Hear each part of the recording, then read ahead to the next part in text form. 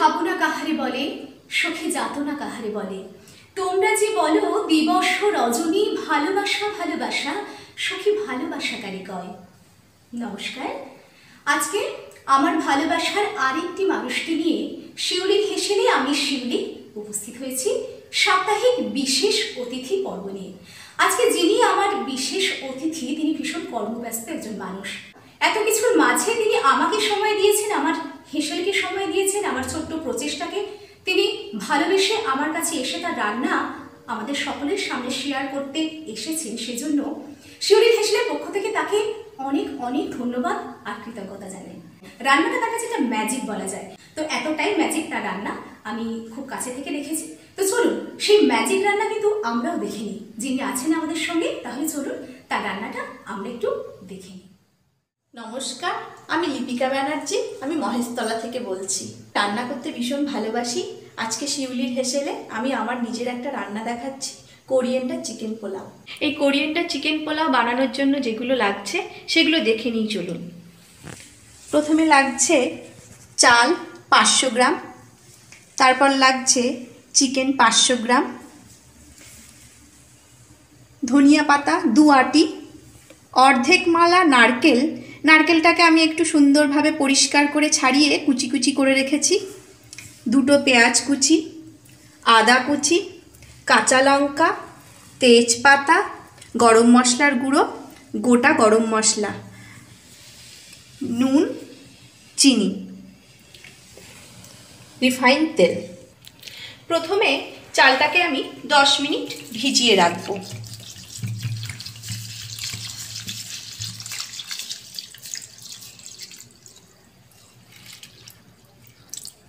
এইবার আমি নুন দিয়ে মাংসটা একটু মাখিয়ে নেব।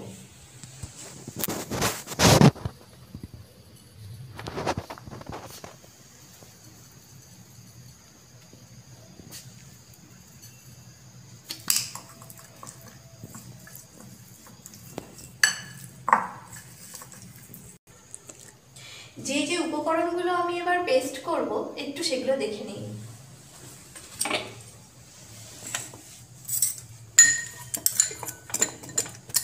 পেঁয়াজ,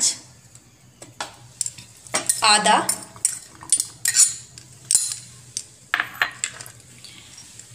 কাঁচা লঙ্কা,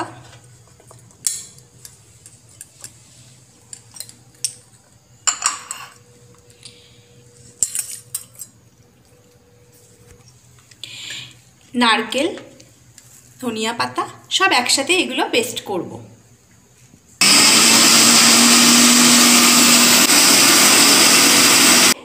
কড়াইটা এবার গরম করতে দিয়েছি। এবার আমি সাদা তেল কড়াইয়ের মধ্যে দিচ্ছি।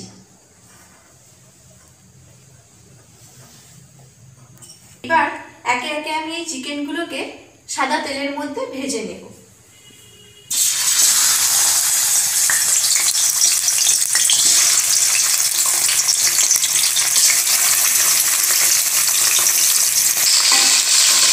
চিকেনগুলো খুব ভালো করে উল্টে পাল্টে ভেজে নেব।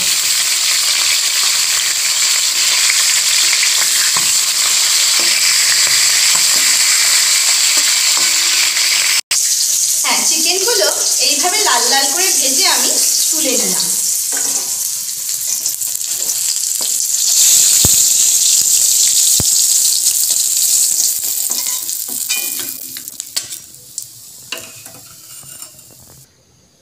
যে পেস্টগুলো বানিয়েছিলাম তার মধ্যে ধনিয়া পাতার পরিমাণটা একটু বেশি। হ্যাঁ, সমস্ত পেস্টগুলোকে আমি একসাথে মিশিয়ে নিলাম। এইবার কড়াইতে তেলের মধ্যে আমি তেজপাতা, একটু দারচিনির পরিমাণটা বেশি, লবঙ্গ, এলাচ সব কিছু দিয়ে দিলাম।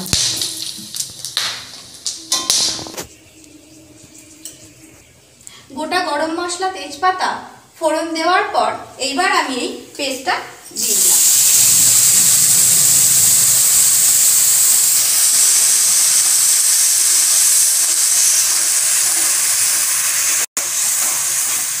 এবার এই পেস্টটা ভাজা ভাজা করে এর মধ্যে ভেজানো চালটা দিয়ে দেব।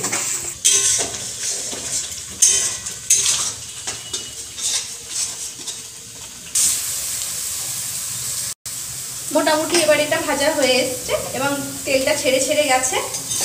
আর একটু ভাজবো, ভেজে নিয়ে এর মধ্যে ওই জলে ভেজানো চালটা দিয়ে দেব। ভীষণ সুন্দর একটা গন্ধ বেরাচ্ছে।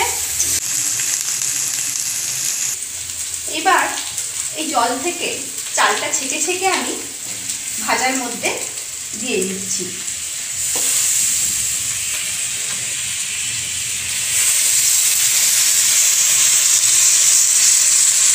এই ভাজা মশলার সাথে চালটাকে ভালো করে মিশিয়ে নেব।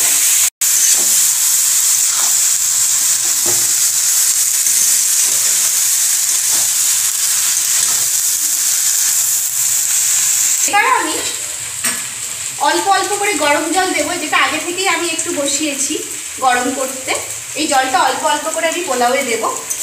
হ্যাঁ, এইবার এই ভাজা চিকেনগুলো এই মশলা চালের মধ্যে দেব, তারপর আমি জল দেব।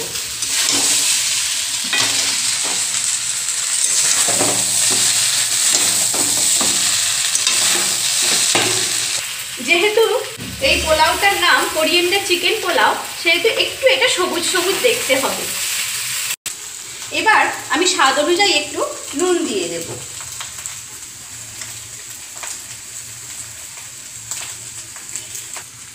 চিকেন চাল মিশিয়ে নিয়েছি খুব ভালো করে।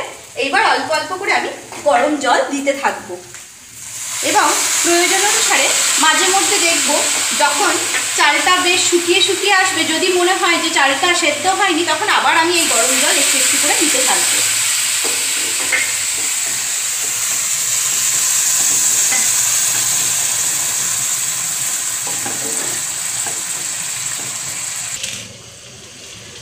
প্রায় ভাতটা সেদ্ধ হয়ে এসছে। এবার আমি এতে চিনি দিয়ে দেবো। একটু মিষ্টি ভাব থাকে, তাই একটু বেশি চিনিটা দিচ্ছি।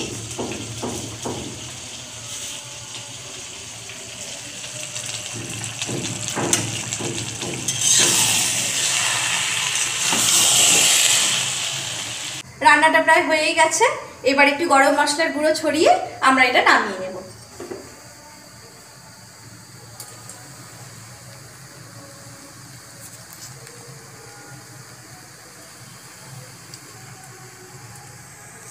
আমাদের কোরিয়ান্ডার চিকেন পোলাও।